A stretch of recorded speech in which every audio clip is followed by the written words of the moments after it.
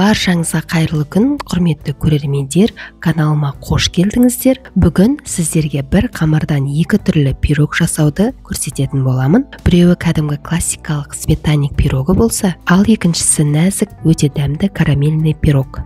Бұл пирогтар қазіргі уақытта хит болып жүрген пирогтар. Сонымен қатар бұл пирогтарды тапсырысқа немесе қонақ келген кезде уақытыңызды үнемдеп бір қамырдан екі түрлі пирог жасауыңызға болады. Ал енді жасалу жолына келетін болсақ, ұнымызды алып, үстінен қопсытқыш, яғни разрыхлительді салып, жақсылап араластырамыз. Оның үстіне бөлме температурасындағы 82% майды жақсылап араластырып аламыз.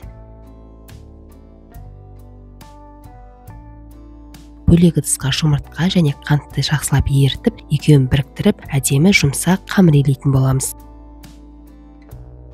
Бұл пирогтар тортқа қарағанда оңай жасалынады, шығыны да өте аз. Дастарханыңыздың көркін келтіретіні сөзсіз.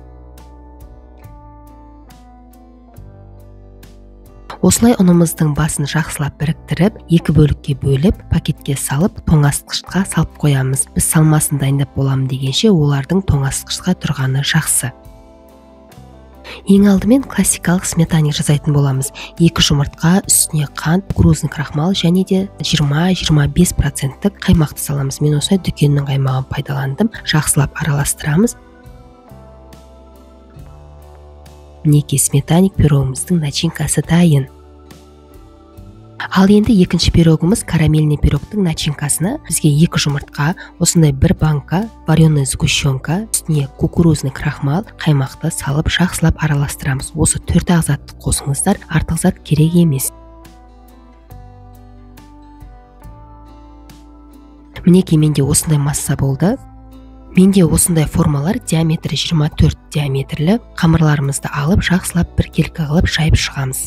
Мінекей мен екі қамырымды да қолдың жәрдемімен жақсылап демлеп жайып шықтым. Осылай бортиктерін қолыңызбен немесе вилканың жәрдемімен басып шықсаңыз болады. Мінекей біздің екі қамырымыз да дайын болды. Ал енді начинкасын құямыз. Бірінші сметаник, сосын карамельный пирогтардың начинкасын құйып, бортиктерін осылай вилканың жәрдемімен басып, қызып тұрған духовкада 180 градуста 30-35 минутта пісіріп аламыз.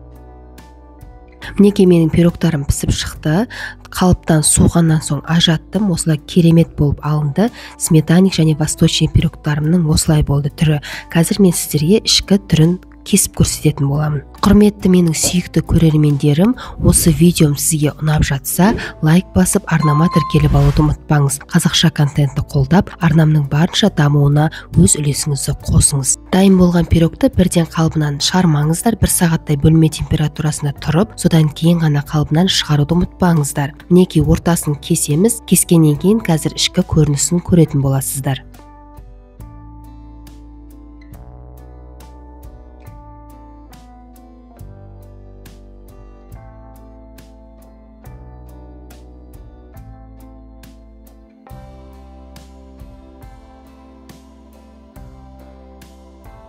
Дәмді болып шықты, торттан асып түссе кем түспейді, сонымен қатар дастарханыңыздың көркін ашады. Міндетті түрде жасаңыздар менімен бірге. Тегін мастер-классыма қатысқандарыңыз үшін рахмет. Арнама тіркеліп, қазақша контентті қолдап кетіңіз. Келесіде қызықты әрі тексерілген керемет рецепттер болады каналымда. Сіздермен бірге болған Мадина.